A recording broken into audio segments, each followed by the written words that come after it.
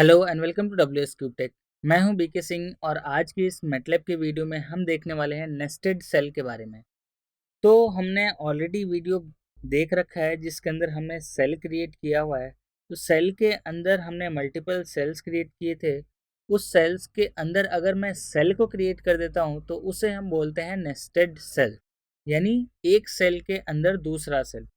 तो चलिए उसको सेल क्रिएट कैसे करते हैं और नेस्टेड सेल वापस क्रिएट कैसे करते हैं, तो ये हम ऑलरेडी देख चुके हैं एक बार कि सेल क्रिएशन कैसे होता है। बट इस बार हम देखेंगे सेल क्रिएट करने के बाद नेस्टेड सेल को भी हम कैसे क्रिएट करते हैं और उसको हम कैसे एक्सेस कर सकते हैं, किसी भी सेल के एलिमेंट को और सेल के अंदर एलिमेंट की वैल्यूज़ को।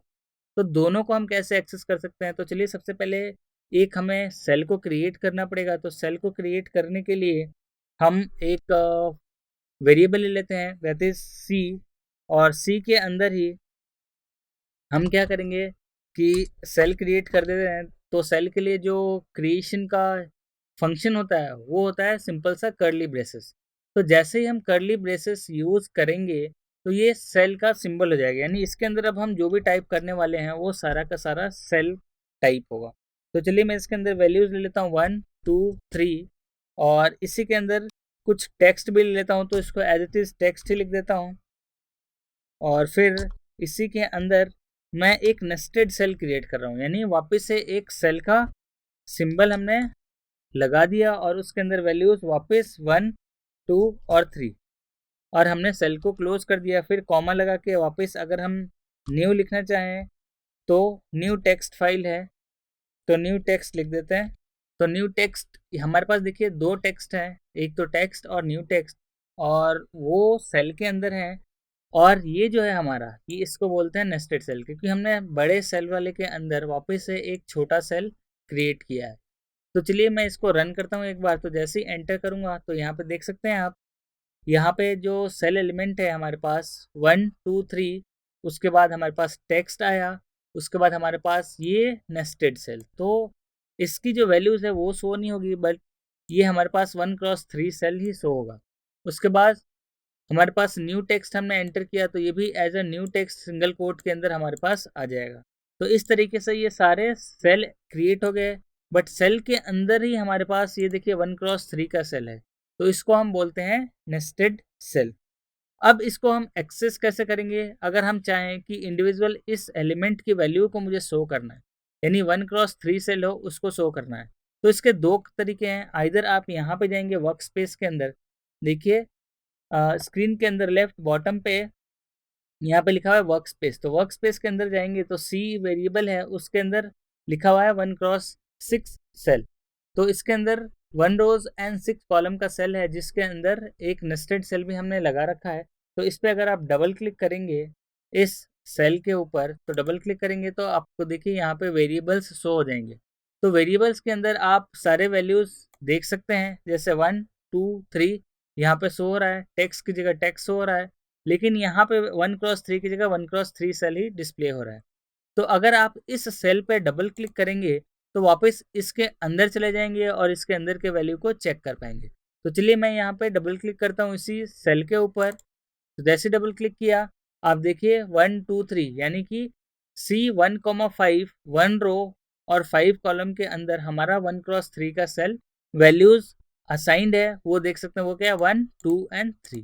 तो इस तरीके से हम सेल वैल्यू को चेक कर सकते हैं। अब इसको मैं क्लोज कर देता हूँ और इसी के अंदर मैं चाहता हूँ कि सी के अंदर सिर्फ और सिर्फ मैं 2 क्रॉस यानी कि इस वैल्यू को एक्सेस करना चाहता हूँ, सिंपल सा टेक्स्ट को। तो अगर मैं टेक्स्ट को एंटर करना चाहता हूँ या एक्सेस करना चाहता हूँ तो यहाँ पे मैं लिख सकता हूँ, देखिए 1 2 3 रो 1 2 3 एंड 4th कॉलम है और 1 रो के अंदर।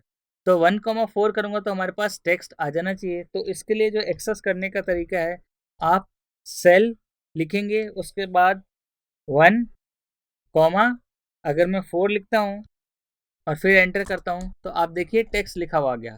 तो नॉर्मल जैसे हम मैट्रिक्स के अंदर एलिमेंट को एक्सेस करते हैं उसी तरीके से हम सेल के एलिमेंट को भी एक्सेस कर सकते हैं।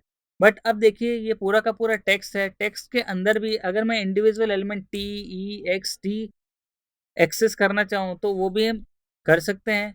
उसके अंदर आपको जस्ट पोजीशन देना पड़ेगा उसके अंदर की, पहली वैल्यू, तो इसके अंदर अगर मैं एंटर करता हूं तो यहाँ पे देखिए सेल एलिमेंट नहीं है, ये हमारे पास नॉर्मल वैल्यू है, तो इसको हम कर्ली ब्रेसेस में यूज करेंगे।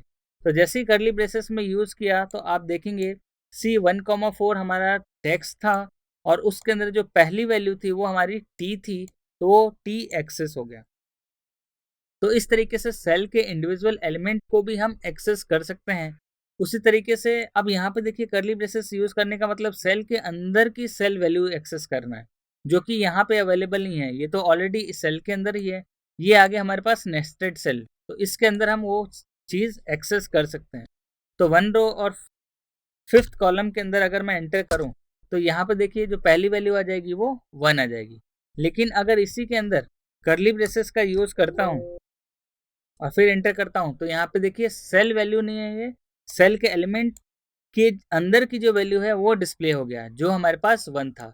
इसी तरीके से अगर मैं 3 कर दूंगा तो यहाँ पे देखिए यहाँ पे और इसमें क्या डिफरेंस है। तो इसमें डिफरेंस ये है कि इसके अंदर हमने नॉर्मल ब्रैकेट का यूज किया हुआ है। तो नॉर्मल ब्रैकेट के अंदर जो पोजीशन पे जो वैल्यू पड़ी है, यानी कि 1 रो एंड 5th कॉलम, तो 1 रो और 5th कॉलम के अंदर जो पहली पोजीशन है, यहाँ पे देखिए 1 रो एंड 5th कॉलम, तो वो है 1x3 सेल। तो 1x3 सेल के अंदर जो पहला सेल है वो हमारे पास उसकी वैल्यू क्या है उसको डिस्प्ले करेगा। लेकिन अगर मैं कर्ली ब्रेसेस यूज कर लेता हूँ इस नॉर्मल ब्रैकेट की जगह, तो हमारे पास जो पहले सेल के अंदर की वैल्यू क्या है वो डिस्प्ले होगी। तो यहाँ पे हमारे पास वैल्यू डिस्प्ले हो रही है अगर हम कर्ली ब्रेसेस यूज कर रहे हैं तो सिमिलरली अगर मैं इसके अंदर थर्ड पोजीशन पे वैल्यू चेक करूं तो हमारे पास 3 आ जाना चाहिए, क्योंकि इसके अंदर हमने 3 वैल्यू ऑलरेडी सेव कर रखा है। लेकिन यही अगर स्क्वायर ब्रैकेट है, सॉरी, यही अगर हमारे पास कर्ली ब्रेसेस है, तो कर्ली ब्रेसेस के अंदर अगर मैं किसी दूसरे कॉलम पे लूं, यानी 5th के अलावा अगर सिर्फ कॉलम पे लूं, तो हमें एरर दे देगा, क्योंकि ये हमारे पास नॉर्मल सेल है, ये नेस्टेड सेल नहीं है। तो चलिए अगर मैं इसी के अंदर सिंपल सा अगर 6 कर दूं तो ये एरर दे देगा, क्योंकि ये नेस्टेड सेल नहीं है। तो cell content reference from a non cell array object, यानी कि नॉन सेल एरे है उसके अंदर हम सेल एलिमेंट को एक्सेस करना चाह रहे हैं। लेकिन अगर यही मैं यहाँ पे इसकी जगह नॉर्मल ब्रैकेट लगा दूं, तो नॉर्मल ब्रैकेट में जो थर्ड वैल्यू है, यानी 1 रो और 6 कॉलम पे थर्ड वैल्यू के यहाँ पे देखिए सी के अंदर 1 रो और 6 कॉलम के अंदर फर्स्ट, सेकंड और थर्ड W, तो ये W डिस्प्ले हो जाना चाहिए। तो चलिए मैं यहाँ पे रन करता हूँ, तो जैसे ही रन किया हमारे पास देखिए आंसर आ गया W। तो इस तरीके से हम इंडिविजुअल सेल एलिमेंट की वैल्यूज को प्लस इंडिविजुअल सेल एलिमेंट की पोजीशन को हम आइडेंटिफाई करके उसकी वैल्यू को प्लस उसकी सेल को हम एक्सेस कर सकते हैं। अगर मुझे सिर्फ और सिर्फ एक ही सेल एलिमेंट या नंबर ऑफ सेल एलिमेंट्स जो पूरा का पूरा यूज नहीं करना, जस्ट हमें टेम्परेरी यूज करना हो, तो हम उसको एक्सेस करके यूज कर सकते हैं। अब देखिए कि अगर मैं पूरे रेफरेंस में देखूं तो पूरे सी को अगर मैं एक साथ देखना चाहूँ कि सी के अंदर कितने सेल और सबसेल यानी कि नेस्टेड सेल अवेलेबल है, तो उसके लिए मैं एक और फंक्शन का यूज कर लूंगा। वो फंक्शन है हमारे पास सेल प्लॉट। तो सबसे पहले क्लियर स्क्रीन कर देता हूँ CLC फंक्शन से और उसके बाद सेल प्लॉट करके चेक कर रहे हैं। तो सेल प्लॉट फंक्शन का यूज किया हमने और प्लॉट क्या कर रहे हैं, सी जो हम ऑलरेडी वैल्यूज रख चुके हैं या ले चुके हैं। तो चलिए मैं यहाँ पे सेल प्लॉट सी करता हूँ और एंटर करता हूँ। तो जैसे मैं सेल प्लॉट करूंगा सी की जो वैल्यूज हैं, इसके अंदर जितने भी नेस्टेड सेल्स और सेल्स हैं वो सारे के सारे डिस्प्ले हो जाएंगे। तो यहाँ पे आप देख सकते हैं जैसे ही मैंने सेल प्लॉट सी किया, तो सेल प्लॉट सी के अंदर आप अगर यहाँ पे वैल्यूज भी देखते रहें, तो अगर मैं सी को एंटर करूँ तो यहाँ पे देखिए हमारे पास सी है और इसके साथ साथ ये प्लॉट वाला भी हम साथ में देख रहे हैं। तो यहाँ पे देखिए पहली वैल्यू, दूसरी वैल्यू और तीसरी वैल्यू हमारे पास एज इट इज दिख रही है। लेकिन नेक्स्ट हमारे पास टेक्स्ट यानी दूसरे टाइप का डाटा है, तो वो हमारे पास टेक्स्ट के फॉर्म में दिख रहा है। लेकिन इसके अंदर कितने वैल्यूज हैं, 1 2 3 एंड 4। तो ये 1 2 3 एंड 4 वैल्यूज के अंदर आपको दिख रहा है। ये देखिए सेल के अंदर ही वापस नेस्टेड सेल है 1x3 का। तो ये हमारे पास 1x3 का ये रिप्रेजेंटेशन है 1 2 एंड 3 की, ये हमारा नेस्टेड सेल है। तो यहाँ देखिए यहाँ भी वैल्यू 1 2 3 था, यहाँ भी वैल्यू 1 2 3 है। बट ये हमारा नॉर्मल सेल एलिमेंट है और ये हमारे पास नेस्टेड सेल एलिमेंट है।